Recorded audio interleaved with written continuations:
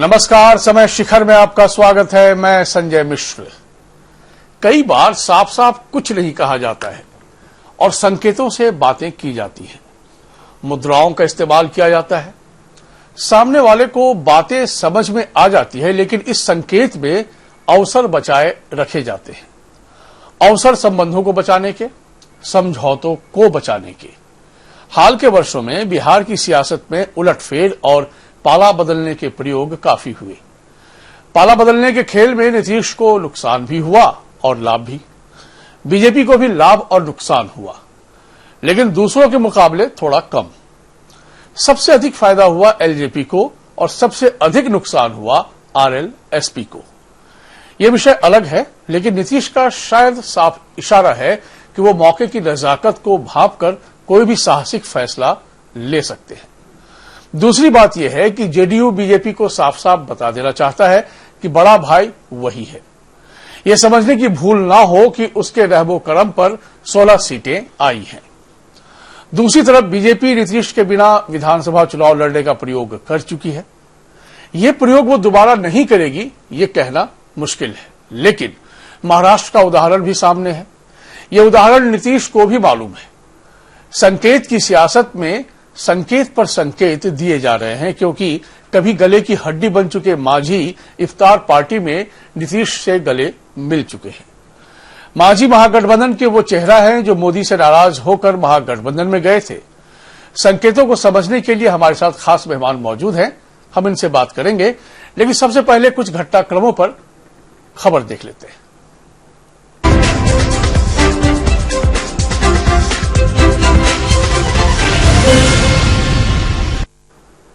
बिहार में पल पल बदल रहे राजनीतिक घटनाक्रम के बीच सबसे पहले इस खबर को समझिए। रविवार को मुख्यमंत्री नीतीश कुमार ने इफ्तार पार्टी दी, जिसमें जितन राम मांझी अचानक पहुंच गए। इस दौरान दोनों नेताओं ने एक दूसरे के साथ गर्मजोशी से मुलाकात भी की। इसके बाद राजनीतिक चर्चाएं थोड़ी तेज हो गई। वहीं हम पार्टी का इफ्तार पार्टी जितन राम मांझी के आवास पर है, जिसमें नीतीश आमंत्रित है।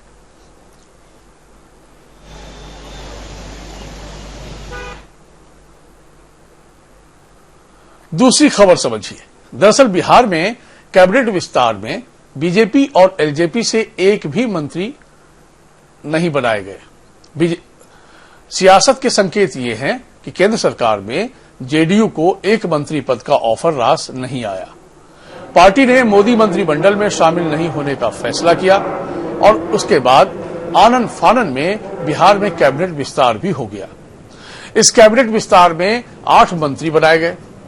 राजनीतिक के गलियारों में चर्चा ये है कि नीतीश की सांकेतिक सियासत है। इस सियासत में जैसे को तैसा वाला भाव समाहित है, यानी कहीं न कहीं बदला। और कहीं न कहीं से ये संकेत है कि बिहार में बड़ा भाई जेडीयू है और कम आंकने की भूल गलत होगी। केसी त्यागी ने साफ साफ कहा है कि जेडीयू भविष्य में भी केंद्र की एनडीए सरकार में शामिल नहीं होगा। इस बीच मुख्यमंत्री नीतीश कुमार और डिप्टी सीएम सुशील मोदी ने किसी भी तरह के मतभेद के सवाल को टाल दिया है। नीतीश जी का कहना है कि कैबिनेट में जेडीयू कोटे की ही सीटें खाली थी, इसलिए अपनी पार्टी नेताओं को ही शामिल किया गया है। बीजेपी के साथ कोई संकट नहीं है, सब कुछ ठीक चल रहा है, लेकिन विपक्ष इस पर निशाना भी साध रहा है। 200% एकजुट है और कल उन्होंने मुझको कहा था कि अगर बीजेपी चाहे तो जो रिक्तियां उसको भर सकती है, लेकिन हम लोगों ने तय किया कि हमारी रिक्तियां बहुत कम हैं। हमारे पहले ही से 13 मंत्री हैं और आगे आने वाले दिनों में हम उन रिक्तियों को भरने का काम करेंगे। इसलिए मंत्रिमंडल के विस्तार को लेकर कहीं कोई न कंफ्यूजन है न कोई विवाद है।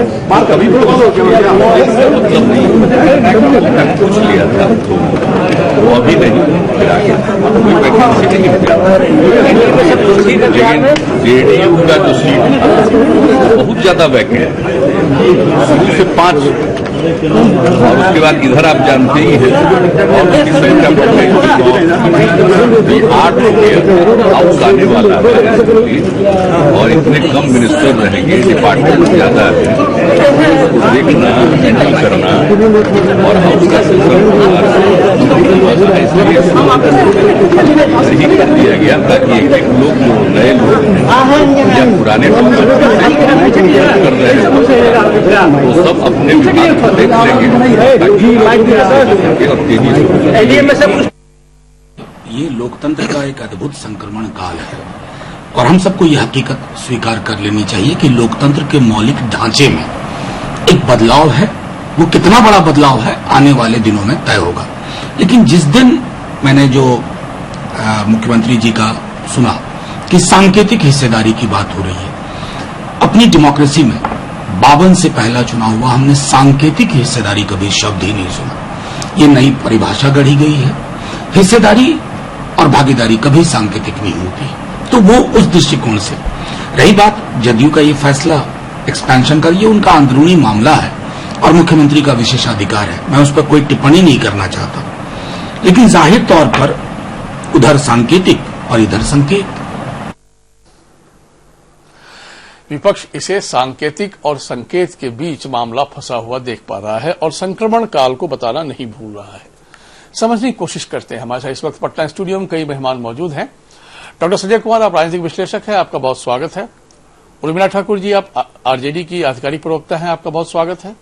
श्वेता विश्वास, आप जेडीयू के आधिकारिक प्रवक्ता हैं, आपका बहुत स्वागत है। और स्वागत है जीवेश मिश्र जी, आप बीजेपी के आधिकारिक प्रवक्ता हैं। दोनों तरफ जी नमस्कार। 100%, 200% एकजुट होने की बात हो रही है, तो फिर संकेत क्या कहते हैं जीवेश जी?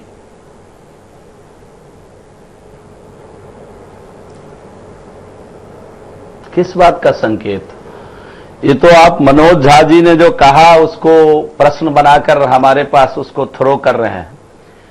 संकेत किस बात का? एनडीए अटूट है, एनडीए अटूट रहेगी। ये प्रधानमंत्री का विशेषाधिकार है कि कौन मंत्री बनेगा, कौन मंत्री नहीं बनेगा। वही बिहार के केस में मुख्यमंत्री का विशेषाधिकार है कि किसको मंत्री बनाएंगे। और बिहार में 8-8 सीट जदयू का खाली था, उन्होंने अपने कोटे का मंत्री बनाया, इसमें आपत्ति क्या है?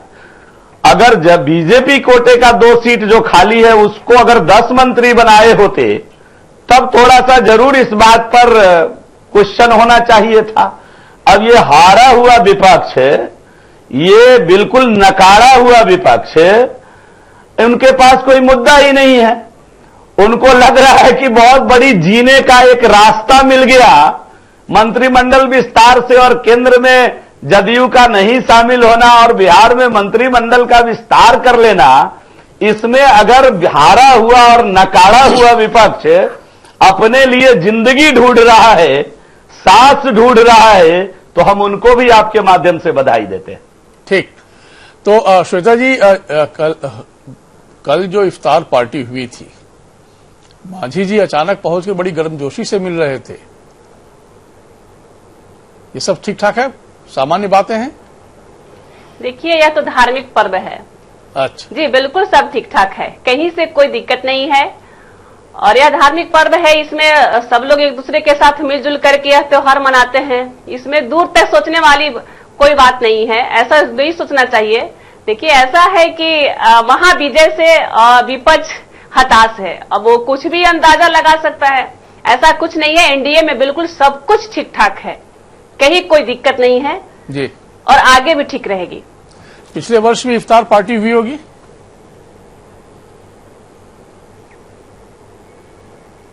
जी, मांझी जी आए थे क्या?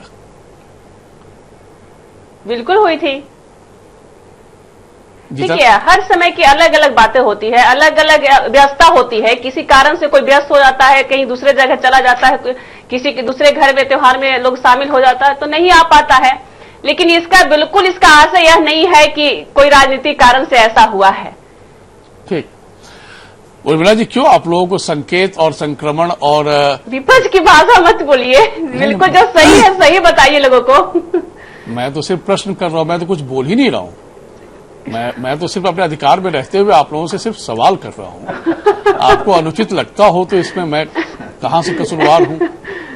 मैं विपक्ष कभी ना था, न हूं, न रहूंगा। मैं एक पत्रकार था, नहीं है। और रहूंगा। तो पत्रकार का जो अपना धर्म है मैं वो निभा रहा हूं, और प्रश्न करने से कोई विपक्ष नहीं हो जाता है। आप स्वतंत्र हैं, आपको जो उचित लगता है आप बोल रही हैं, मैं तो बीच में टोकता भी नहीं हूं। तो प्लीज इस बात का भी थोड़ा ख्याल रख लीजिए। उर्मिला जी, क्यों लगता है आपकी पार्टी को कि ये बड़ा ही संक्रमण काल है लोकतंत्र का, और ये जो संकेत है बहुत कुछ इशारा कर रहे हैं, सांकेतिक भागीदारी सियासत में कुछ नहीं होती है, भागीदारी होती है तो पूरी भागीदारी होती है। तो नीतीश जी को क्यों ये कहना पड़ा कि सांकेतिक भागीदारी वो नहीं चाहते हैं? ऐसा आप लोग क्यों लग रहा है कि बहुत कुछ बम विस्फोट होने वाला है?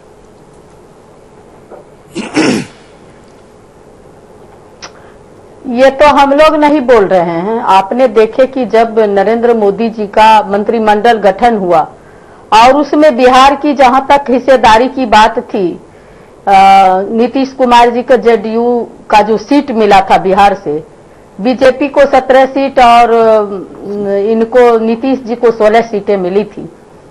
और उसमें जो हिस्सेदारी की बात हुई तो बीजेपी अपने बिहार से 5 मंत्री देने का काम किए और नीतीश जी को 1 मंत्री की बात चल रही थी जिसको उन्होंने सांकेतिक भाषा का प्रयोग किए। सांकेतिक भाषा का प्रयोग हम लोगों ने नहीं किया और वहां से आने के बाद फिर ये मंत्रिमंडल का गठन किया। उनसे तो उनका अंदरूनी मामला है, उसमें हम लोग कुछ नहीं कर सकते।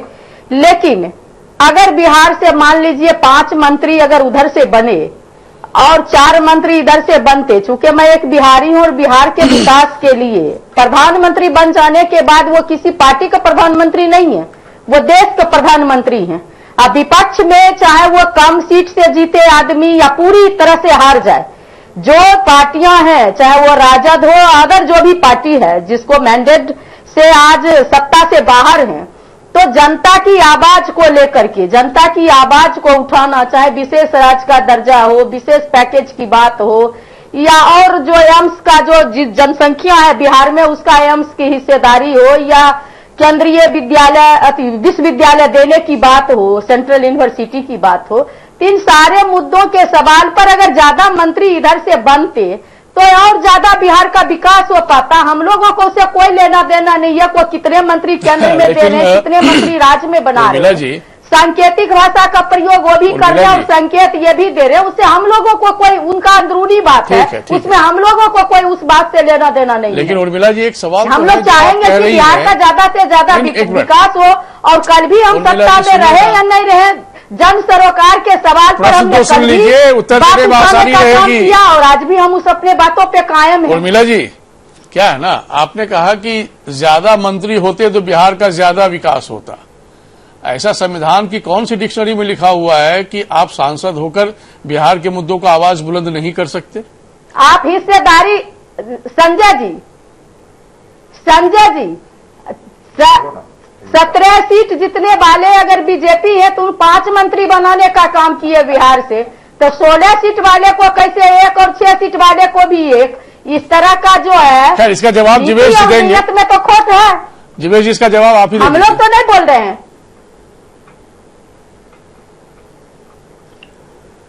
देखिए, धैर्यपूर्वक सुन लेंगी तो मैं जवाब दे दूंगा। एकदम धैर्यपूर्वक ही सुनना होगा सर। 17 सीट ये बिहार के चश्मे में देख रही है। 303 सीट भारतीय जनता पार्टी को इस देश की जनता ने प्रचंड बहुमत देने का काम किया है और 303 सीट के बिहाफ में 5 मंत्री बिहार के अंदर बनाने का काम केंद्र की सरकार ने किया। हम अपने गठबंधन के सभी साथी को मंत्री पद ऑफर किए और सभी लोगों ने शपथ ग्रहण किया भी। ये दलीय आधार पर नेता का विशेषाधिकार है, हम किसी को कंपेल नहीं करते हैं, हम किसी पर अपनी मर्जी नहीं थोपते हैं। भारतीय जनता पार्टी अपने एनडीए के जो घटक दल हैं उन पर अपनी मर्जी नहीं थोपते हैं। उनके नेता का विशेषाधिकार है कि वह सरकार में शामिल होंगे या नहीं होंगे और सरकार में तो शामिल है। आज 16 मंत्री मजबूत, 16 सांसद मजबूती के साथ भारतीय जनता पार्टी के साथ एनडीए में शामिल है, 16 सांसद जदयू के। और ठीक है, मंत्री पद का शपथ लेना नहीं लेना उनके नेता का विशेषाधिकार है, उस पर हमारी तरफ से किसी तरह की कोई क्रिया प्रतिक्रिया नहीं होनी चाहिए, पहली बात। और उर्मिला जी ने जो बताया कि 17 में 5, ये 17 में 5 ना देखें, ये 303 में 5 देखें तो बेहतर है, 303 में 50 देखें तो बेहतर है, और अभी 14 आप जब आप बोल रही थी तो मैं बिल्कुल बीच में नहीं बोला। उर्मिला जी प्लीज इस बात का ख्याल आप रखिए, आप तो टीका टिप्पणी करना। ठीक बात, इस बात का ख्याल प्लीज रखिए, क्योंकि और कोई नहीं टोक रहा है किसी को। 58 में 303 के हिसाब से जो सीट बनना चाहिए वो बीजेपी ने ईमानदारी से अपने मंत्री को भी दिया है, अपने गठबंधन के साथी को भी दिया है, और आने वाले दिनों में 14 सीट खाली भी है, उसको लेकर के एक बड़ा निर्णय पार्टी लेने की स्थिति में भी है। तो इस पर बहुत बड़ा मंथन करना, और हारे हुए नकारे हुए लोग इस उम्मीद में बैठे हुए हैं कि कोई सीका टूटेगा तो कुछ मुझे मिल जाएगा, वो ख्याली पुलाव पकाना 2 दिन से मीडिया के साथियों के साथ शुरू कर दिए हैं। ऐसा कुछ होने वाला नहीं है। एनडीए अटूट है, केंद्र में भी हम साथ सरकार चलाएंगे और बिहार में भी हम मजबूती से सरकार चलाएंगे, और 2020 में इनके पास कुछ बचेगा नहीं, खाता भी इनका खुलने वाला नहीं है बिहार के अंदर। ओके, डॉक्टर संजय कुमार, ये बात सही है कि जीतन राम मांझी जो हम के संस्थापक अध्यक्ष हैं, उनके रिश्ते राजनीतिक कारणों से बीते वर्षों में और इफ्तार में जाने से पहले तक ये माना जा रहा था कि बड़े तल्ख है नीतीश जी के साथ, जैसा वो स्वयं भी बहुत कुछ बोलते रहते थे। अचानक से जब कोई कदम बढ़ाता है तो चर्चा तो होती ही है। अब उस चर्चा के मायने फिलहाल चाहे जो भी निकले, लेकिन इस चर्चा को तो आप रोक नहीं सकते, पहला। दूसरा कि राजनीति में संकेत नहीं होता है, राजनीति में या तो इधर होता है या उधर होता है, लेकिन सांकेतिक शब्द का इस्तेमाल नीतीश जी ने किया था उन दिनों जब शपथ ग्रहण चल रहा था, यानी कि 3 दिन पहले। तो इसके क्या क्या मायने हो सकते हैं तब, जबकि एनडीए अटूट है, ऐसा बार बार ये लोग कह रहे हैं।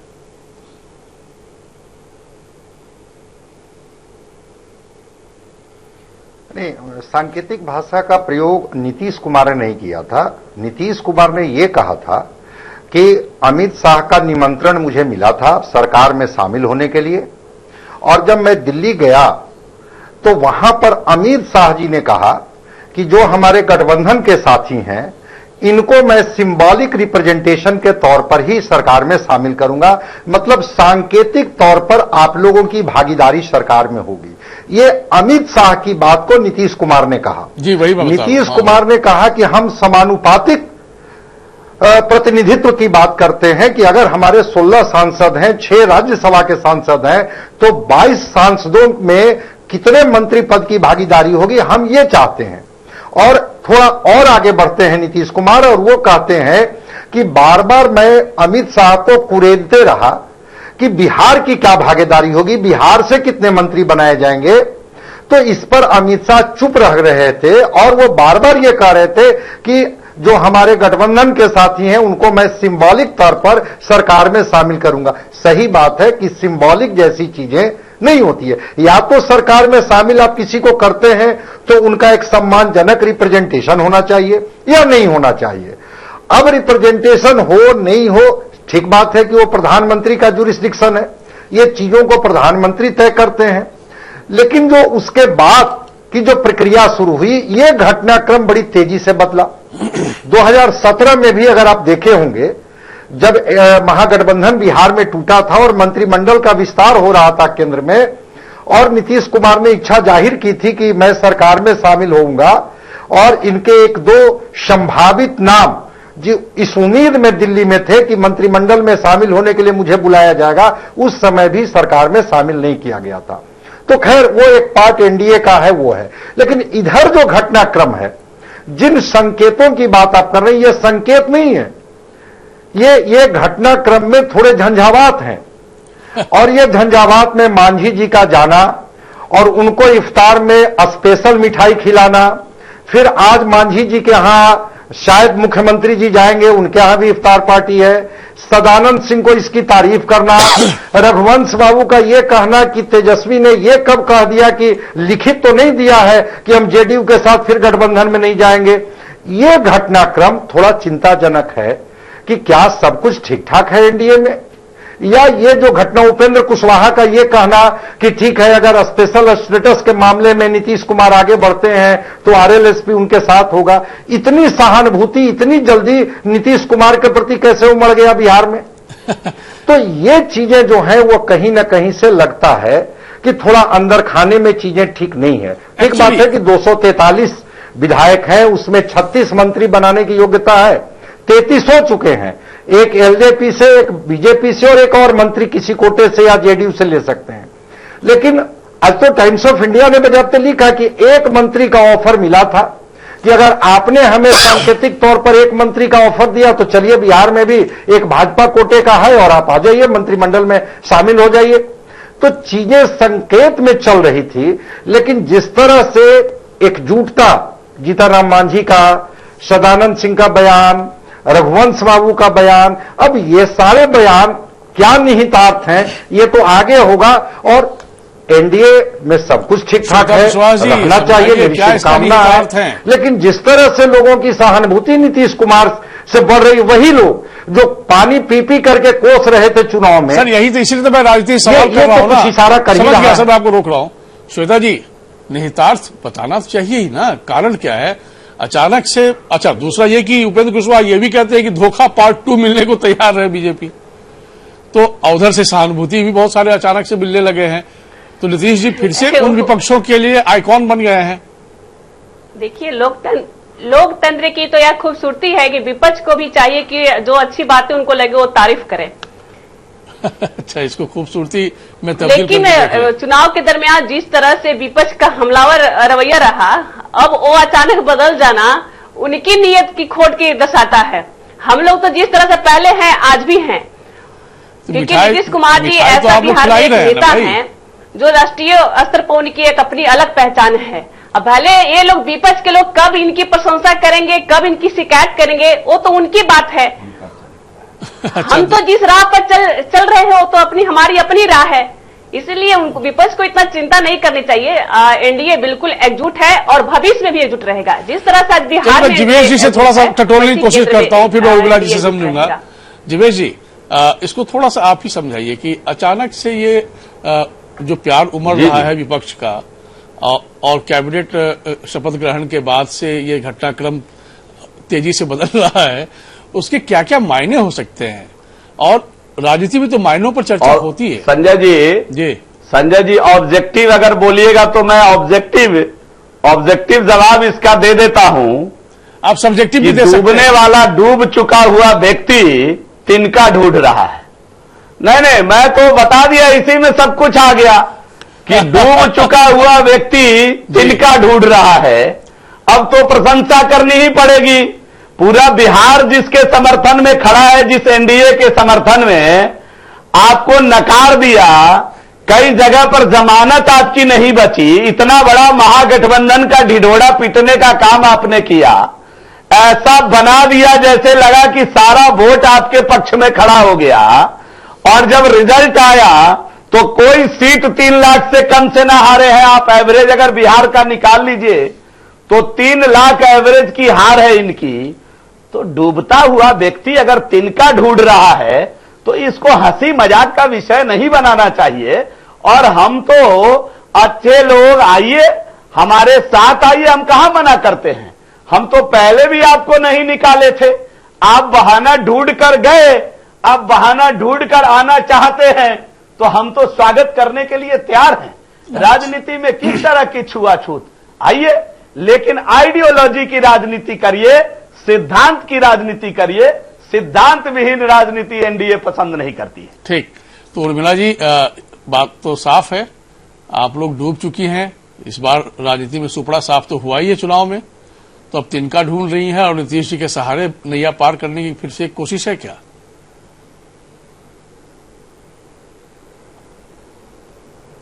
देखिए, राजनीति में न कोई किसी का दोस्त होता है न दुश्मन होता है संजय जी। और राजनीति ऐसी चीज है कि जहां तक ये बोल रहे थे कि सिद्धांत की बात कर रहे थे, तो सिद्धांत ने तो इनको दिया, बिहार के जो मैंडेट मिला था वो तो दिया था इनको विपक्ष में बैठने का। तो चोर दरवाजे से आके नीतीश जी के साथ गद्दी क्यों हासिल किए? अगर सिद्धांत की बात करेंगे तो सिद्धांत तो इनको विपक्ष में बैठना चाहिए था। और जहां तक तिनका ढूंढने का सवाल है, तो मेक इन इंडिया और न्यू इंडिया तो नहीं बना पाए, लेकिन डिजिटल ईवीएम जरूर आपने बनाया। और जनता सारी बातों को देख रही है कि जिस तरह से आपको सत्ता मिली विकास के लिए, जो आपने वादा किए थे 15-15 लाख रुपया देंगे, 2 करोड़ युवा को रोजगार देंगे, किसान को लागत, अब तो चुनाव खत्म हो गया है, रिजल्ट भी आ गया, सरकार भी बन गई, मंत्रिमंडल का गठन भी हो गया, और चुनाव बिहार में विस्तार भी हो गया, जनता फिर से दिया। आपने कहा 5 साल पहले बोले 3 महीना का हमको समय दीजिए, तो हर बात को जनता ने नकार दिया ना, नतीजा तो यही कह रहा है आपने कि फिर से हमको 5 साल का वक्त दीजिए, और जनता ने तो मिल गया ना इनको दोबारा 5 साल, जनता वही मतदाता ने दिया ना। आपको विपक्ष को इस तरह से कोसने के लिए नहीं कि जनता ने नकार दिया, जनता ने ठीक है, जनता ने नकार दिया, जनता ने नकारा नहीं है, वो तो करिश्माई क्या हुआ है नहीं हुआ है वो सारे देश और दुनिया के लोग जान रहे हैं। लेकिन जनता के मैंडेट को हम लोग सर आंखों पे रखते हैं, इसको स्वीकार करते हैं, और जो आपको मैंडेट मिला है, जिस बात के लिए आपको जनता वोट दिया, वो काम करिए। चलिए ठीक है, उस पर तो बात होगी, आज का सब्जेक्ट उस काम पर नहीं है, तंत्र में सिंहासन खाली, उसके लिए हम जीवेश जी से अलग दिन हम चर्चा करेंगे, लेकिन आज तो हमें संकेत को समझना है। ठीक है, समझ गया, आपने बीजेपी को मैं समझ गया, और आज आप इतने सीटों पर गए हैं, मैं समझ गया। आगे सब्जेक्ट पे चर्चा जरूर होगी जब भी कोई ऐसे मुद्दे आएंगे। जीवेश जी, अच्छा आप कुछ कह लीजिए, आप कुछ रिएक्ट करना चाह रहे तो मैं फिर डॉक्टर साहब के पास जाऊं, प्लीज बोलिए। संजय जी, इन विषयों को बहन उर्मिला को अगर रखना था तो इनके नेता, इनके महागठबंधन के सारे लोगों ने चिल्ला कर गला फाड़ फाड़ कर जनता की अदालत में अभी 15 दिन पहले रखेंगे, रखने का काम किया, अभी भी आप रख रहे, नकार दिया, जनता नकार दिया, ठीक है, कर दिया, हम का पीछे नहीं हो रहे, झटका मार दिया, नहीं हो और रहे मजे की बात देखिए, ये तो कम से कम कांग्रेस वाले गिरते पड़ते 1 सीट ले भी आए, जिनको इन्होंने 8 दिया था, लेकिन 20 सीट बिहार में सबसे ज्यादा सीट पर लड़कर 15 साल बिहार में राज करने वाली पार्टी अपना खाता नहीं खोल सका। इन लोगों को पहले इस पर मंथन करना चाहिए और अपने नेता को ठीक करना चाहिए, नेतृत्व बदलना चाहिए, और जो स्थिति बनी है की जरूरत पड़ेगी हम लोग करनी चाहिए। इनको जदयू और बीजेपी पर बोलने का कोई हक नहीं है, और एनडीए पर कुछ कहने का इनको कोई हक है। जीवेश जी आप रुक जाइएगा, फिर चर्चा में शामिल होंगे जब मैं डॉक्टर साहब को जोड़ लूँ, आऊंगा मैं आप लोगों के पास आऊंगा। ठीक है उर्मिला जी, ठीक है, हो गया, हर बात का जवाब देना जरूरी नहीं होता उर्मिला जी, ठीक है, आपकी बात का उन्होंने जवाब दिया। तो फिर आपका डॉक्टर संजय कुमार, दरअसल बात नहीं होती है, सिद्धांत की बात, सिद्धांत की राजनीति और अवसरवादिता की बात, और कोई दोस्त नहीं, कोई दुश्मन नहीं राजनीति में, ये सब एक लंबे समय से चली आ रही बात। क्या ये सारी बातें यही कहा जा रहा है, समझाया जा रहा है कि कुछ भी आने वाले वक्त में आप उम्मीद कर सकते हैं?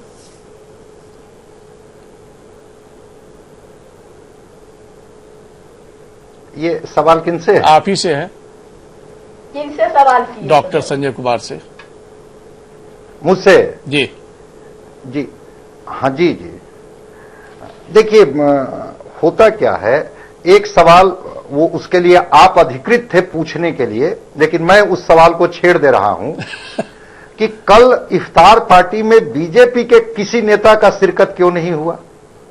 अगर सब कुछ ठीक है एनडीए में, तो क्या सारे नेता बीजेपी के कहीं प्रवास पर चले गए थे? तो एक कहीं न इसका जवाब नहीं लेते हैं सर, में तो चीजें चल सही कह रहे हैं, मेरे दिमाग से निकल गया अंदर की नाराजगी। जीवेश जी इसका जवाब दे ही दीजिए, जवाब दे ही दीजिए, क्योंकि बड़ा ही महत्वपूर्ण सवाल है। ले लीजिए जवाब, हम तो देना चाह रहे थे। अरे सर प्लीज। अब संजय जी तो, डॉक्टर साहब तो विश्लेषक हैं, सारी चीजों पर नजरें रखते हैं, और अच्छी बात है, इनके विश्लेषण से बहुत कुछ सीखने को मिलता है। लेकिन मैं आपको बता दूं कि कल बीजेपी का भी इफ्तार पार्टी थी, और जिस समय जदयू की पार्टी थी उसी समय हमारी भी पार्टी थी। तो मेरे यहां जो मेहमान आएंगे, मेरा संस्कार कहता है कि पहले सारे लोग घर के मिलके उनका स्वागत करेंगे, और ये टाइम एक था, और ये पहले से तय था, ऐसा भी नहीं है कि कल ही बना लिया गया।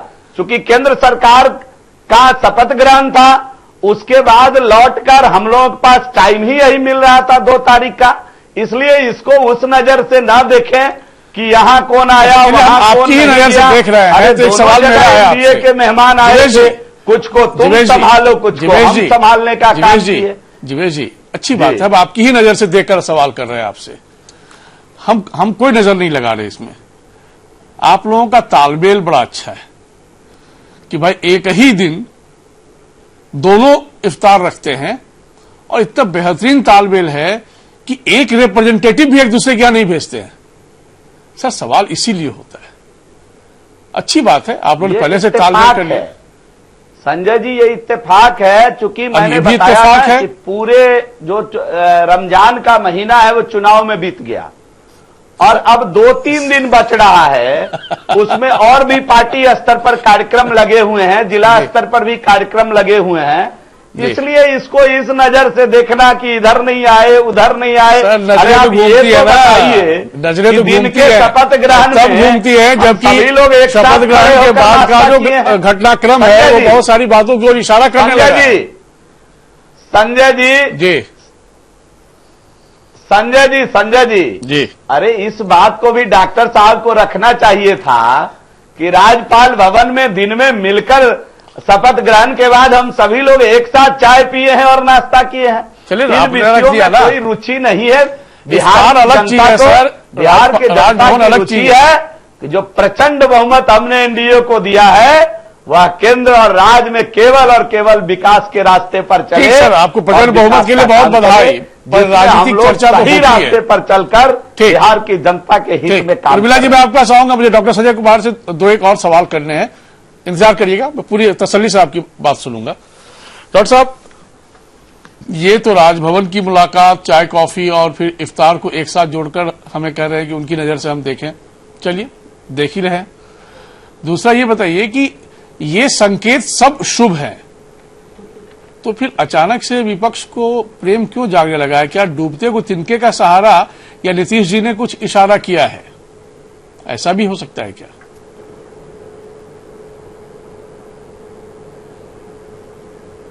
नहीं, इशारा नहीं भी हो सकता है। ये कयास नहीं लगाया जा सकता है कि नीतीश कुमार जी ने इशारा किया होगा, और लेकिन एक बात जरूर दिख रही है कि आखिर वही विपक्ष जो कुछ दिन पहले तक हमलावर था इन पर, जो नीतीश कुमार को पानी पी पी करके कोस रहे थे और इनके गठबंधन धर्म पर सवाल उठा रहे थे, आखिर इतना जो प्रेम उमड़ा, वो प्रेम उमड़ने के पीछे कारण क्या है? तो होता क्या है कि कभी कभी कोई चीजें जिसको हम लोग गांव की भाषा में कहते हैं चिढ़ाने के लिए, कि जिस समय मंत्रिमंडल में या सरकार में अगर भागीदारी केंद्र में नहीं मिली जेडीयू को, तो कहीं न कहीं से सहानुभूति दिखा करके विपक्ष ये समझाने की कोशिश कर रही है कि देखिए, हमारे साथ आपके रिश्ते नेचुरल हो सकते हैं, हम आपके बेहतरी के लिए सोचते हैं। जिस भाजपा के साथ आप जाकर के केंद्र में सरकार बनाने के लिए इतने उतावले थे, उस भाजपा ने आपको सिंबॉलिक रिप्रेजेंटेशन देने की बात कही, जबकि इतने शिकवा शिकायत के साथ मैं आपके साथ खड़ा हूं। सदानंद सिंह की भाषा देखिए ना, वो जीतन राम मांझी वो कांग्रेस के विधायक दल के नेता रहे हैं और वो बोल रहे हैं कि नहीं, जीतन राम मांझी का जाना, उनसे मिलना और उनके साथ बातें करना मुझे एक सकारात्मक संदेश देता है कि ठीक है। रघुवंश बाबू का बयान आज का देख लीजिए, वो कहते हैं कि भाजपा को हमें टारगेट करनी है और भाजपा को टारगेट करने के लिए हमें कोई परहेज नहीं है किसी के साथ जाने में, किसी के साथ मिलने में। तो नीतीश कुमार हो सकता है कि नहीं भी पहल किए होंगे, लेकिन विपक्ष फिर एक बार पहल जरूर कर रहा है कि एक समीकरण बने, और समीकरण में अगर कहीं से दरार पड़ती है, अगर कहीं से किसी की भावना चोटिल होती है, तो हम राजनीति की दिशा बदलेंगे। हम समझते हैं कि विपक्ष का पहल है, नीतीश कुमार की तरफ से कोई प्रयास नहीं हुआ होगा। नीतीश कुमार को तो जो करना था मंत्रिमंडल का विस्तार करके उन्होंने स्पष्ट कर दिया। तो उर्मिला जी, ये बताइए कि भाई तेजस्वी यादव जो चुनावी मंच से नीतीश जी के बारे में जो अलंकृत शब्दों का इस्तेमाल करते थे, उसके बाद मैं आ रहा हूं, रुक जाइएगा, जब मैं सवाल उर्मिला से कर लूं जरा सा। ये एक तरफा पहल कर दी जाए, चूंकि जीवेश जी ने भी इशारा किया था, एक लाइन में ऑब्जेक्टिव लाइन थी उनकी, डूबते को तिनके का सहारा। तो नीतीश जी अब आप लोगों के लिए तिनका बनने को तैयार नहीं है, क्योंकि एनडीए एकजुट है। फिर भी रघुवंश बाबू का बयान, सदानंद सिंह का बयान, जीतन राम मांझी का वहां जाना, मिठाई खाना और ये सब सकारात्मक संदेश की ओर इशारा करता हुआ बयान, बात बन जाएगी क्या आप लोगों की? संजय जी, जितना प्रकरण बनाया गया मीडिया के माध्यम से हो या जो हो, मैं कहना चाहती हूँ कि मोदी है तो हर चीज मुमकिन है, बीजेपी है तो बीजेपी कुछ भी करे, सब कुछ ठीक है। लेकिन विपक्ष में आप जानते हैं, ये हमारा परंपरा रहा है, संस्कृति रही है कि विपक्ष रहे या चाहे सत्ता पक्ष के लोग रहे, कोई भी अगर हम फंक्शन करते हैं, कोई भी उत्सव करते हैं, तो हम एक दूसरे को हम इनवाइट करते हैं और उसी इनवाइट में चले गए। चूंकि आपने सुने होंगे जीतन राम मांझी जी से भी कि हम यहाँ पे जो है आमंत्रित थे, तो आमंत्रित हुए और चले गए और उन्होंने भी आमंत्रित किए, तो ये कौन सा बड़ा जुर्म हो गया? और इसको डूबते का तिनका का सहारा, पता नहीं क्या क्या कहा गया। सहारा तो देने में जिसको आपने सहारा दिया और किस तरह से, चाहे वो मांझी जी हो, चाहे वो कुशवाहा जी हो, उपेंद्र कुशवाहा जी हो, किस तरह से अपमानित हुए। और आज जो नीतीश जी इतना बड़ा आपने कहा कि सारा जनता ने नकार दिया और सारे वोट हम लोगों को दे दिया, तो आपने उनको सांकेतिक और सिंबॉलिक आप मंत्री बना रहे थे, जिससे हम लोगों को कोई नहीं, आपका अंदरूनी मामला है। लेकिन इस तरह से जीतने के बाद तिनका का सहारा चाहिए, डूब गया, विपक्ष ये हो गया। अच्छा काम करने के लिए और सत्ता को सुचारू रूप से चलाने के लिए विपक्ष का होना बहुत जरूरी है। अगर विपक्ष नहीं हो तो सरकार तो ऐसे ही अहंकार में चूर है और ऐसे भी जो है आप विपक्ष आपको चाहिए। मतदाता ने सोचा कि आप विपक्ष के लायक भी नहीं है, तो अब उसमें बीजेपी का क्या कसूर है भाई? विपक्ष तो रहना चाहिए, लेकिन इस तरह का बात करना कि एक दूसरे के यहाँ जाने के बाद ये बोलते हैं कि नहीं, आप जीतन राम मांझी क्यों चले गए? वो खुशामद करने के लिए गए कि हमको सहारा चाहिए चूंकि हम डूब रहे हैं। आप हारे इसके लिए भी बीजेपी को कोस रही हैं आप। लोकतंत्र में भाई जनता ने आपको तरजीह नहीं दी, मतदाता ने, और जब मतदाता ने तरजीह नहीं दी तो फिर नतीजा आपके सामने है। राजनीति का कभी एंड नहीं होता है, नहीं कभी एंड, अभी नहीं कह रहे हैं कभी एंड होगा। 50 साल तक, ये पहले भी बोलते थे इनका अनंत हेगड़े जी कि हम 50 साल तक चुनाव नहीं करवाएंगे। मैंडेट, इनको तो मैंडेट मिला है, ये लोग संविधान भी बदल करके कह देंगे कि अब कोई चुनाव नहीं होगा इस देश में, क्योंकि बहुत बहुमत आ गया है कि कुछ भी बोलने के लिए सक्षम है और कुछ भी बोलने के लिए स्वतंत्र है। चूंकि ये चीन नहीं है, भारत है। आप क्यों परेशान हो रही है? लोकतंत्र में हम सब रह रहे हैं और कभी कभी प्रचंड बहुमत को पचाना भी सीखना राजनीति का तकाजा होता है। तो हर बात में ये मत सोच लीजिए कि संविधान खतरे में है और अब चुनाव नहीं होगा। ये भारत देश है, ये चीन नहीं है। क्यों नहीं समझना चाह रही हैं आप लोग? और बीजेपी लोकतांत्रिक पार्टी है, इस रूप में भी देखना पड़ेगा कि जनता ने उनको बहुमत दिया है, आपने नहीं दिया है। लेकिन श्वेता जी, आप कुछ बीच में कहना चाह रही थी, मैं अब आपको सुन लूं। आप इनवाइट किए चले गए तो उसको जो है इतना मड करके बोला जा रहा है, इतना जो है उसको सजावट किया जा रहा है। गुस्सा मत हो आप, इसी से भी क्योंकि चर्चा हो रही है बहुत सारी बातों की, उसमें से एक बात ये भी है। उसी के तहत रघुवंश बाबू बोले हैं, उसी के तहत ठीक है, बिहार लोगों के बयान पर ही चर्चा हो रही है। ऐसा कुछ नहीं कि हम अलग से मंगल ग्रह से बयान ला रहे हैं। आदरणीय लालू जी के टर्न से बिहार का बंटवारा जब बीजेपी ने अटल बिहारी वाजपेयी ने किया, उस समय हो गया। और बिला जी हो गया, आपके बगल में दूसरी भी नेत्री बैठी हुई है। श्वेता जी, आप बताइए, कुछ कहना चाह रही हैं? दर्जा मिलता था उनके साथ है। श्वेता जी, आपको कुछ कहना था बीच? जी, तो अच्छी बात है कि विपक्ष के नेताओं को बहुत जल्दी एहसास हो गया कि 2015 में जो जनादेश मिला था वह आदरणीय नीतीश कुमार जी के चेहरा पर मिला था।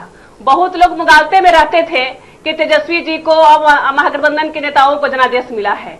अगर नीतीश कुमार जी वहां से हट गए आज, तो आज महागठबंधन भी बिखर गया। आप देख रहे हैं कि महागठबंधन की आज क्या हाल हो गई है। तो यह तो अच्छी बात है कि उन्हें एहसास हो गया है, लेकिन दिल्ली दूर है।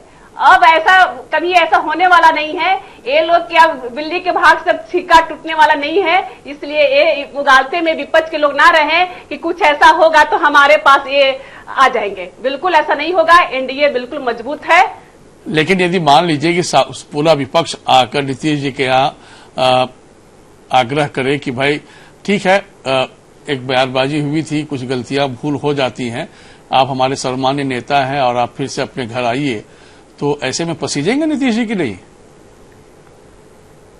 बिल्कुल नहीं। घर कैसा, वो घर कैसा? देखिए, एक बिहार के नेता हैं आदरणीय नीतीश कुमार जी, जिनके नेतृत्व में बिहार की जनता ने विकास महसूस किया है। तो अगर कोई आकर कह दे कि आप हमारे घर में आ जाए, उनका घर नहीं था, वह बिहार की जनता के घर है। और बिहार की जनता के दिल में अगर कोई रहने का काम किया है तो आदरणीय नीतीश कुमार जी ने किया है, जिसके आज जो जनादेश मिला है एनडीए के नेतृत्व में, समझिए कि वह नीतीश कुमार जी के चेहरा पर बिहार में और केंद्र में आदरणीय नरेंद्र मोदी जी के चेहरा पर वोट मिला है। तो मतलब बिहार में नरेंद्र मोदी जी के चेहरा पर मिला है कि नीतीश जी के चेहरा पर? ये तो उस समय इलेक्शन में भी पता चला। नरेंद्र मोदी नीतीश जी का चेहरा ही गायब कर दिया गया। नीतीश जी का चेहरा ही चुनाव में गायब कर दिया गया। वो तो विपक्ष का आरोप लगाना काम है। विपक्ष का आरोप नहीं है, ये विपक्ष का आरोप नहीं है। आज मिला है, ये विपक्ष का आरोप बोलने लायक नहीं छोड़ा है। विपक्ष का 15 साल के शासन में आपने जो जनता के बीच रखा है, उस जो यहाँ पर वो बताइए ना। वो हम बिहार में रहते थे नरेंद्र मोदी, जनता ने दे दिया है। नरेंद्र मोदी जी का चेहरा, नीतीश जी का चेहरा मिट्टी पलित कर दिया बीजेपी। श्रीमती राबड़ी देवी जी अब कम से कम बेटा की शादी ब्याह करें। उनके बेटा की बस की अब राजनीति नहीं रह गई है। और आदरणीय राहुल गांधी जी की मां सोनिया गांधी जी से मैं यही रिक्वेस्ट करूंगी कि अब उनकी एक शादी से कुछ अलग जा रही है, अब वो बेटा के घर बसा ले, अब उनके बस में राजनीति नहीं रह गई है। ठीक, आगे मैं एक सवाल जीवेश जी आपसे घर बनाए, उनको कहिए वापस ले ले। सत्ता का इतना बड़ा प्रचंड बहुमत मिला है, जो भगा दिए हैं, छोड़ दिए हैं। जसोदा बेन को कहिए अब स्वीकार कर लेने के लिए, और जब शादी की जरूरत पड़ेगी तो जहाँ से आइडिया लिया जाएगा। ये अच्छा नहीं लगता है। संजय जी, पैन की बात नहीं होती, ये विषय ही नहीं है। नहीं, मैं वही रोक रहा हूँ, इस पर मत जाइए। एक मिनट हो गया, ठीक है। आप दोनों का ऑडियो म्यूट हो रहा है। पीसीआर, इन दोनों का ऑडियो म्यूट कीजिए। जीवेश जी से बात करनी है। जीवेश जी, दो एक बातें अक्सर चर्चा होती है राजनीति गलियारों में, और आम जनमानस में भी एक चर्चा होती है कि पूरे देश में बीजेपी नंबर 1 होकर उभर रही है अलग अलग राज्यों में। बिहार आते ही उसे क्यों लगता है कि बिना सहारे के वो कामयाब नहीं हो पाएगी? हालांकि 2015 में आप लोगों ने कोशिश की थी, उसमें कुछ अलायंस आपके साथ थे, लेकिन आपको कामयाबी नहीं मिल पाई थी। 53 सीट पर आपको सफलता मिली थी। तो क्या इस बार कहीं ऐसा तो नहीं लग रहा है कि हम अपनी शर्तों पर चलते रहेंगे और संभव होगा तो हम अकेले भी चुनाव लड़ेंगे और फिर पूर्ण बहुमत के साथ आएंगे? क्योंकि बहुमत तो आपको यही इशारा कर रहा है। देखिए, आपने तो नया प्रश्न कर दिया। डॉक्टर साहब ने कुछ बात कहा था, उस संबंध में मुझे कुछ कहना था। जी प्लीज। और बहन उर्मिला ने भी कुछ विषय रखा था, मुझे कुछ कहना था। ठीक है, संक्षेप में देखिए जी, अब एक तो है कि पल में गुस्सा पल में प्यार, ये अस्थिर चित्त वालों की पहचान है। कि आज हम गाली दे रहे हैं, कल सराहना कर रहे हैं, ये अस्थिर चित्त वालों की पहचान है। और बिहार लोकतंत्र की जननी है, जन्मभूमि है। बिहार को ये बात कतई पसंद नहीं है, इसलिए इन्होंने, बिहार के जनता ने, सम्मानित जनता ने विपक्ष में बैठने लायक भी महागठबंधन को नहीं छोड़ा। ये पहली विषय। दूसरा कि मुझे प्रसन्नता है कि बहन उर्मिला ने कहा मोदी है तो मुमकिन है।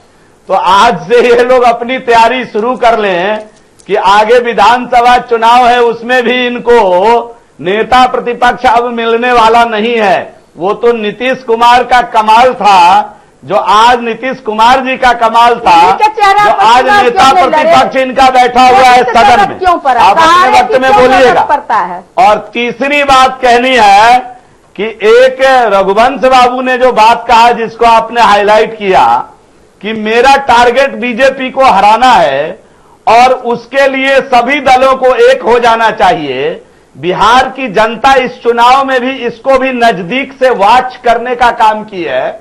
बिहार की जनता आइडियोलॉजी वाली पार्टी को जिताकर सत्ता में रखना चाहती है, न कि व्यक्तिगत अखज ढूंढकर राजनीति करने वाले लोगों को, कि उनके पास कोई आइडियोलॉजी नहीं है। बीजेपी को हराना है तो जितने सारे लोग हैं, जो अलग अलग विचारधारा, अलग अलग गुण दोष के लोग हैं, एक जगह जमा होकर बीजेपी को हराने की सोच रखते हैं, तो मैं आपके माध्यम से बता देना चाहता हूं कि उत्तर प्रदेश में जो उनका हश्र हुआ है, वही हश्र फिर एनडीए के नेतृत्व में बिहार में पुनः उनका हो जाएगा, चाहे जितना बड़ा साम्राज्य खड़ा। एक सवाल का जवाब। और अब आपके प्रश्न पर आता हूं।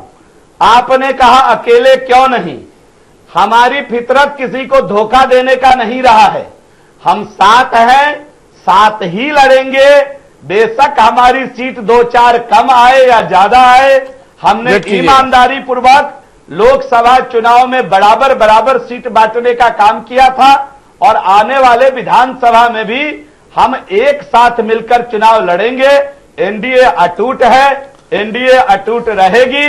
और मैं आपको आज हमारी बात को रिकॉर्ड कर रखिएगा। मैंने आपके चैनल पर पीछे भी कहा था कि चुनाव में सुपरा साफ हो जाएगा। इसी डिबेट में कहा था कि महागठबंधन का बिहार में सुपरा साफ हो जाएगा और 38 से 40 सीट हम लोग जीतेंगे। आपके रिकॉर्ड में होगा ये बात। मुझे मैं आज कहकर जा रहा हूं कि 2020 के विधानसभा चुनाव में नेता प्रतिपक्ष बनने लायक संख्या भी विरोधी दल को बिहार की जनता देने वाली नहीं है। लेकिन एक और बताइए सर, फितरत है, एक छोटा जवाब दे दीजिए कि मैं जिनके साथ 17 वर्षों से हूं, 20 वर्षों से हूं, उनके लिए कुछ कुर्बानी भी देना पड़ेगा तो देंगे। ठीक, जिवेश जी एक प्रश्न का उत्तर और दे दीजिए तो मैं जाऊं उर्मिला जी के पास। साथ मिलकर सरकार चलाएंगे। एक मिनट उर्मिला जी प्लीज। तो पहचानते नहीं। उर्मिला जी फिर आपकी बारी में आप क्या जवाब देंगी जब बीच में आप बोल रही हैं तो? जिनका उदाहरण आपको जितन मांझी जी हैं, जिनका उदाहरण उर्मिला जी मैं एक प्रश्न करना चाह रहा हूं, जरा सा उनसे एक छोटा जवाब चाहिए हमको, क्योंकि चर्चा में उर्मिला ठाकुर ने भी ये बात कही थी और ये भी प्रश्न लोग बार बार पूछते हैं कि जब 2017 में जेडीयू और आरजेडी का विघटन हुआ, यानी कि दोनों अलग हुए, तो फिर बीजेपी को तो मैंडेट मिला था विपक्ष में बैठने का विधानसभा चुनाव में। क्योंकि आप आइडियोलॉजी पॉलिटिक्स की बहुत बात कह रहे हैं, तो उस वक्त वो आइडियोलॉजी कहां चली गई थी जब आप साथ में लेकर फिर सरकार बनाने लगे? चुनाव में क्यों नहीं गए जब आप लोग एकजुट हुए? तो ये चुनाव में जाना नहीं जाना यह शीर्ष नेतृत्व का निर्णय है। और दूसरी बात मैं बता दूं आपको, बड़ा अच्छा प्रश्न आपने किया है। हम बिहार की जनता पर चुनाव नहीं थोपना चाहते थे और हम 17 साल जिसके साथ मिलकर सरकार चलाए, उसके साथ पुनः सरकार चलाने का अवसर अगर बिहार की जनता दे रही थी तो जनता ने आप लोग ले रहे थे, हमने उसका निर्वहन करने का काम किया। बिहार के ऊपर, बिहार के जनता के ऊपर चुनाव का अतिरिक्त बोझ नहीं, लेकिन वो जनता ने नहीं दिया था ना अवसर ना सर। और जनता ने तो आपको विपक्ष में बैठने का अवसर दिया था। ये समय था, इस कहीं भी आइडियोलॉजी का उल्लंघन हमने नहीं किया। उर्मिला जी आप बीच में टोक दिए इसलिए मेरा सवाल नहीं सुन पाते हैं। वो जनता ने आपको विपक्ष में बैठने का जनादेश दिया था ना सर। सरकार तो आप दोनों ने मिलकर बना लिया बाद में अलग से। उर्मिला जी मेरी मदद कर रही है ना। उर्मिला जी अब आप बोलिए, क्योंकि जिवेश जी आप मदद से ही बिहार में अस्थिर हो सकते हैं, जिसमें नीतीश जी की मदद है। आप अपने स्तर से और बैलेट पेपर से चुनाव करके जनता के बीच जाइए, तब आपको पता चलेगी। और बैलेट पेपर से ईवीएम पे आए, अब आप हार गए तो फिर बैलेट पेपर पे जाइए। ये देखिए क्या है ना, कभी कभी हार को पचाना भी ठीक रहता है। टिकट लौटाने के लिए गए कि मैं बेगूसराय के चुनाव, सुनिए ईवीएम और बैलेट पेपर की अलग से चर्चा कर ही लेंगे, लेकिन हार को एक्सेप्ट करिए, राजनीति यही कहती है। नहीं बना पाए, लेकिन डिजिटल ईवीएम जरूर आपने बनाया। संजय जी ईवीएम अच्छा रहता है। यही कारण है कि फिर हारेंगे ये लोग बात करने वाले ईवीएम पर गठबंधन के नेता लोग कि आप बैलेट पेपर से चुनाव कराइए ना। संजय जी स्वीकार कीजिए ना विपक्ष की बात को। संजय जी यही मैं समझ गया, लेकिन उर्मिला जी क्या है ना, इसलिए जनता पे भरोसा नहीं है, इनको बैलेट पर भरोसा है। जनता पे ये जनता में जाए, उनका दिल जीतने का काम करें। इस काम को छोड़ के कभी ईवीएम को ब्लेम करते हैं, कभी नेता को क्लेम करते हैं और जनता पर भरोसा नहीं। इस पर मुझे बहुत चर्चा नहीं करनी है, क्योंकि जनता पर भरोसा रहती है चुनाव में जाते। एक मिनट, और जो सरकार जैसे सत्ता में नहीं। उर्मिला जी रक्तचाप सामान्य रखिए, चर्चा हो रही है, कोई बात नहीं। कभी आप भी जीतेंगे ऐसा थोड़ी है, राजनीति आज थोड़ी खत्म हो रही है लेकिन तब ईवीएम को बोलिएगा कि ठीक है तो ये बुरा लगेगा हमें सुनने में। संजय जी का सहानुभूति साथ मिला जी क्या? आज आप हारे हैं तो प्लीज इसको उतनी ही ईमानदारी से स्वीकारना चाहिए। राजनीति यही मांग कर रही है और ये बात सही है कि जनता ने ये कहा है कि आप कर रहे हैं, उनके मुद्दों पर आप सड़क पे आइए। में हार को भी सहानुभूति पूर्वक स्वीकार करनी चाहिए। ठीक है डॉक्टर संजय कुमार, दरअसल राजनीति तो अपने तरीके से चलती है, पहले से कुछ भी तय कर पाना थोड़ा मुश्किल काम है, लेकिन धुआं जब दिखता है तो लगता है कि कहीं ना कहीं कुछ तो आग लगी है, क्योंकि ये 3-4 दिन का जब आप स्पेस मॉनिटर करते हैं ना तो वाकई लगता है कि बार बार ये कहने की भी आवश्यकता क्यों पड़ रही है कि हम एकजुट हैं, अटूट गठबंधन है, और फिर उसके बाद विपक्ष का इस तरीके से प्यार वाला बोल आना और बीजेपी को टारगेट करना है, इसीलिए फिर से मोहब्बत दर्शाना और फिर कहीं उस मोहब्बत की जाल में फिर सबको एकजुट करना। क्या क्या कह रहा है बिहार की राजनीति? क्योंकि 2020 में चुनाव भी है विधानसभा का, तो एक दबाव की राजनीति है या हमें कमतर ना समझे बीजेपी, ऐसा जेडीयू मैसेज देना चाह रही है? और जेडीयू की जो अपनी खास भूमिका है, जो उनकी अपनी मांग है आने वाले वक्त में, चूंकि हालांकि केसी त्यागी ने कह दिया कि हम बाहर से ही समर्थन जारी रखेंगे भविष्य में भी, तो क्या समझा जाए फाइनली?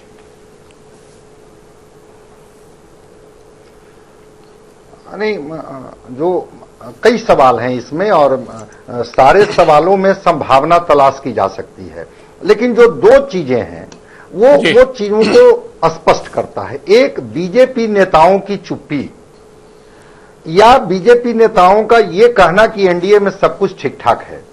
आखिर इसकी जरूरत क्यों पड़ गई? ये कहने की जरूरत, आप तो ठीक है ही, 7 चुनाव लड़े, रिप्रेजेंटेशन आपने ऐतिहासिक बहुमत भी पाया, जीत करके गए, फिर सब कुछ ठीक ठाक है, कहने की जरूरत क्यों पड़ी? ऐतिहासिक बहुमत भी पाए।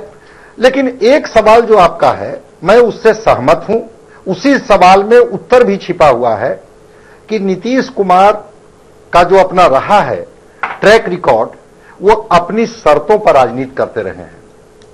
और एक सवाल आपने जीवेश जी से पूछा था कि आखिर बीजेपी क्यों नहीं साहस जुटा पाती है अपने तरीके से, अपनी पहल पर वो बिहार में चुनाव लड़ने की। और एक बार पहल भी हुआ था 15 में, तो परिणाम क्या आया सबके सामने है। तो कहीं ना कहीं से नीतीश कुमार ये एहसास, चाहे जिनके साथ वो हैं या जिनके साथ नहीं है, दोनों को कराते हैं कि बिना नीतीश कुमार के बिहार में सरकार नहीं बन सकती है। अगर बहुमत होगा उसमें नीतीश कुमार एक महत्वपूर्ण फैक्टर होंगे, और इस बात को वो अपने तरीके से, चूंकि सब लोगों का कहने का तरीका अलग होता है, नीतीश कुमार बड़े मंजे हुए, बड़े संजीदा नेता हैं और बड़े प्रभावी तरीके से चीजों को करते हैं। बोलते कम हैं, लेकिन जो एक्शन दिखता है वो एक्शन में चीजें रिफ्लेक्ट हो जाती हैं। तो नीतीश कुमार ये जरूर बताना चाहते हैं कि अगर आप हमें इग्नोर करते हैं, अगर आप सरकार में हमें भागीदारी नहीं देते हैं, समानुपातिक भागीदारी जिसकी बात वो कर रहे थे, तो ऐसा नहीं है कि मैं शून्य पर हूं और मेरी कोई वक़्त नहीं है, मैं बिहार में चीजों को तय नहीं कर पाऊंगा। ठीक है, केंद्र में आप बहुमत में हैं, वहां आप तय करेंगे, लेकिन बिहार में चीजों को मैं तय करूंगा। और दूसरी बात कि कोई जरूरी नहीं है कि बिहार में मैं बीजेपी के साथ ही रह करके चीजों को तय करूंगा। हमारे साथ विपक्ष भी है खड़ा, और ये जो विपक्ष के 3-4 दिन के जो बोल हैं वो इस बात के लिए काफी है, बीजेपी को समझाने के लिए, बताने के लिए। उर्मिला जी भी कह रही थी, और सारे राजनीति में एक बात आप रोज सुनते होंगे जब आप आते होंगे डिबेट में, कि राजनीति में सब कुछ संभव है, सारी संभावनाएं खुली रहती है, कोई किसी का न अस्थायी दोस्त होता है न कोई अस्थायी दुश्मन होता है। तो एक फैक्टर तो है, और नीतीश कुमार ही नहीं, केसी त्यागी का बयान को देख लीजिए, और जो इनके महत्वपूर्ण नेता बयान को देख लीजिए, आप आरसीपी सिंह के बयान को देख लीजिए ना, जब सरकार में नहीं शामिल हुए, क्या उनका फेसबुक पर रिएक्शन आया? उन्होंने कहा कि ठीक है, हम सरकार में शामिल नहीं हुए हैं, लेकिन ऐसा भी नहीं है कि अपॉर्चुनिटी बंद हो गया, आगे और रास्ते खुलेंगे, चीजों को हम तय करेंगे।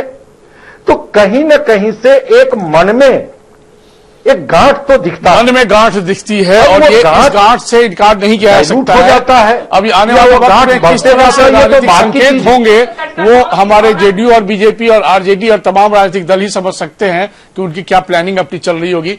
फिलहाल तो बहुत धन्यवाद जिवेश जी, पार्टी की ओर से अहम राय रखने के लिए बहुत धन्यवाद। श्वेता विश्वास आपका बहुत धन्यवाद। उर्मिला ठाकुर जी, एक एग्रेसिव विपक्ष की भूमिका निभाने के लिए यहां पर बहुत शुक्रिया। डॉक्टर संजय कुमार आपका राजनीतिक विश्लेषण के लिए।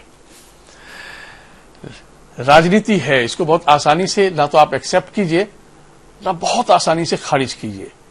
ये संकेत की सियासत है और नीतीश जी बहुत ही मैच्योर नेता हैं।